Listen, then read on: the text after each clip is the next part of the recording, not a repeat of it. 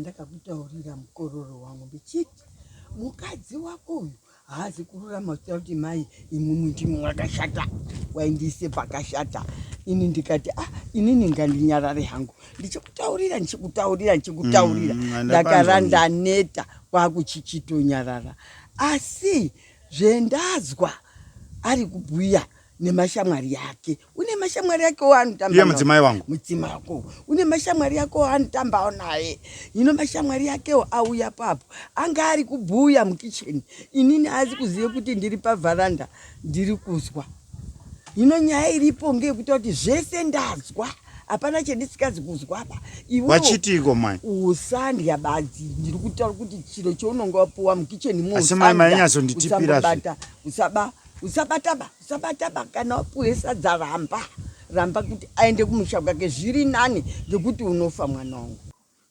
Vairumbi Babarumbi makachorechera zvenyu ndodi kumuruma muri kumbogadzira kumbobika zvino zvakamira sei pano padheni?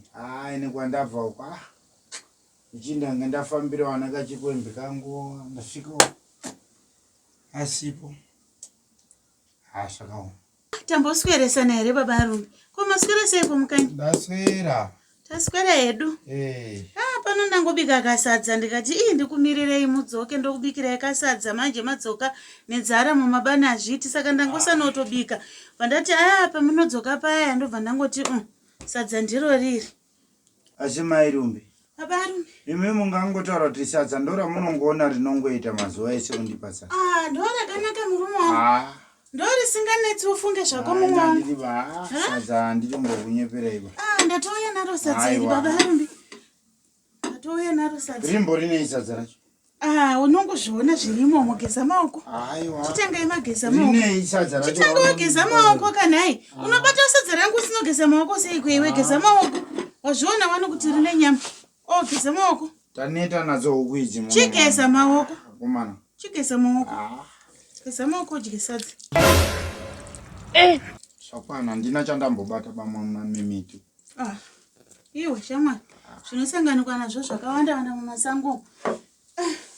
Idyai sadza zvenyu. Imimi madya here sadza racho? Sadza ine ndodya kare. Ndatodya kudhara sadza. Asipo kundishushira kwacho kwakuti munobva mamose idyai sadza. Hamuna here zvimwe zvamunombochinja kana umbobika mutakura kana ubikawo zvimwe zvinhu? Unoziva babarumbi une problem. Everyday sadza. Pandinokuratidzira rudo, hau appreciate. Pandinoregedza, unoti inini ndiri kuita zvinhu zvisingaiti. Chidyai sadza randakubikirai iri. Torai sadza mudye. Why you uri kundishushirawo? Geza maoko tidye tese sadza. Inini sadza ndadya kudhara. Unoramba ndichiri pakira peko sadza ine ndadya kare. Sadza mazuva ese tinombodya tese uzonditanga kunditaura kuti hanzi idya sadza. Babarumbi mukadya sadza munenge mandifadza mufune zvenyu. Nekuti sadza iro rinokubikira nemoyo wese. Aiwa babarumbi sadza nhasi aiwa kwete. Nhasi ndakatotsanya.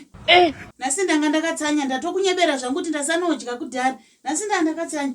Alright, kungotiwo tiri pamwe chete kubvisawo kungotiwo kalavhu kacho ngotiwo dhiya wangu waswera usipo todya tese.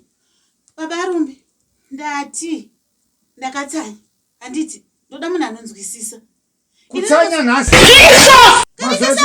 Mazuva ese unombonditaurira ingononitaura uri pamutsanya. Saka waribikire hako sadza racho handisi kuda sadza. Idya sadza rako. Zvakaoma chokwa. Babarumbi kutanga rini kundirambira sadza? Handisi kuda sadza. Kutanga rini kundirambira chikafu iwe? Idya sadza rako maini. Because maitiro acho auri kuita idya sadza, geza maoko udye sadza rako. Babarumbi tora sadza iri udye. Ndabikira iwe, ndiwandabikira sadza. Vana vese pano ndavabikira chimoto vatodya. Idya sadza rako wega. Sadza iri handindati ndakatsanya. Ina handichadi basa dzangu. Ndati ndakatsanya inini. Ndakatsanya. Manje ucharidya nyange wakatsanya sadza iri. Idya sadza rako wega. Babarumbi idyai sadza. Haunditaure kuti hanzi baba handingirike idyai sadza. Inini kana uda kundiona kuti nhasi ndirafu ucharidya sadza racho. Usada kundinzwa baba. Ini inoperera pauri. Idya sadza rako wega. Inini handichadi basa dzangu. Handisi kuridya basa dzangu. Wozotanga kunditaura nyaya dzekuti pamutsanyo nhasi. Saka chiregai hangu ndiri kuidibira rinozongodyiwa zvaro. Kukwidibira arozodyiwa nani? Idya sadza rako. Idya sadza rako. Kukwidibira kwakudini? Kutsanya kwakudini? Iwe uchiri kuda nezvepano here? Baba Arumbi mirai. Ndokutsemura musoro une kuti. Chimirai kandikutsanangurirei. Ndati chimirai sadza racho imi mati hamusi kuda ini ndati ndakatsanya. Sadza ndochongotora ndiro kudai. Ndokwidibira. Tochisiya zvakadai. Vana vedu pavanodzokawo kumafuroko vanosvika wane nzara vanodya sadza irori. Handizvo.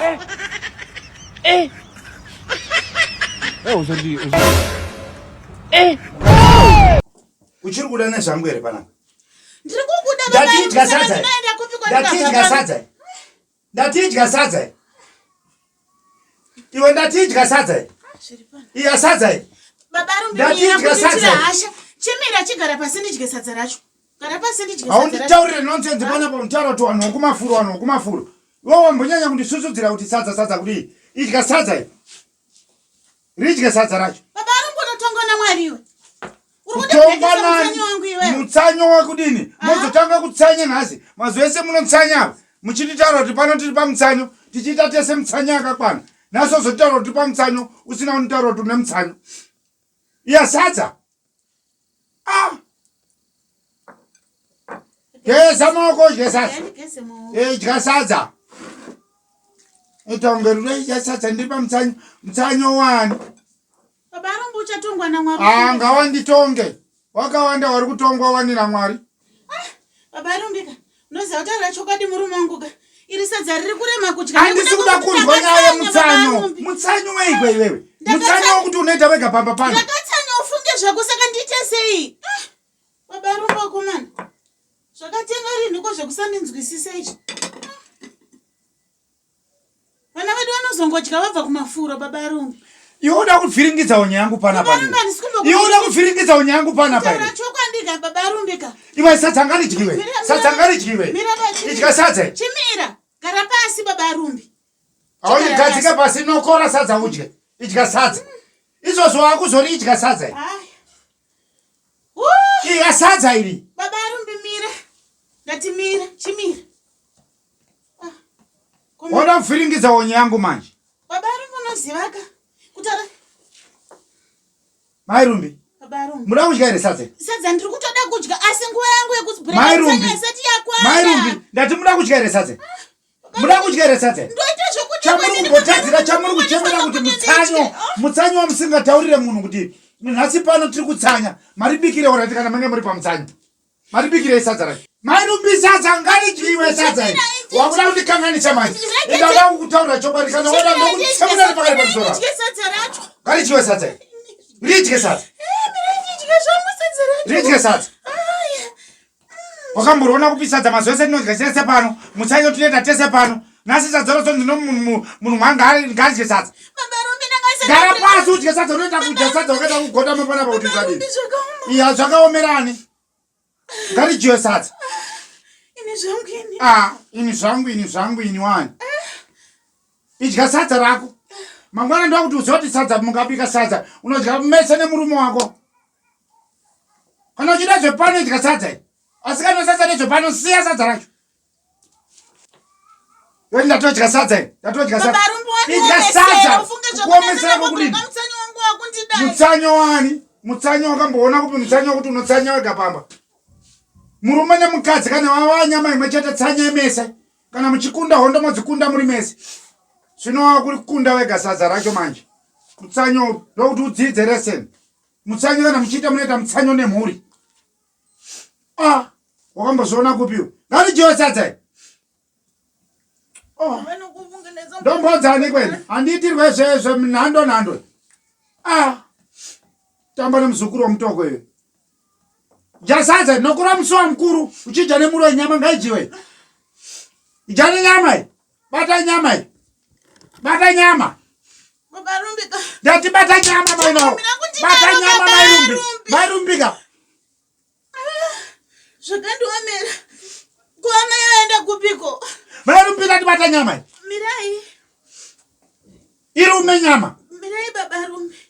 Usate kukwachura ndati irume. Mirai kana. Ndokuti udzidze. tikabika sadza remurume munodya mese. Nyangwe kune kwandaenda ndimirire ndidzoke. Zviri nani kutoswera uchitomwa mvura usvika ndauya. Ndadya rangu. Iro racho wamborise. Idya sadza rako. Handisi kuda kumboziva ini. Unoziva kuziva iyi, handisi kuda kuziva. Baba Rumbimira, ndandiri kutombonzwa kuti dai ndambotitsenda. Ndambotirare izvi shoko. Kurare chi? Idya sadza rako. Ndapemwe mutsanyo iwoyo. Discuss TV, inonakidza zvekuti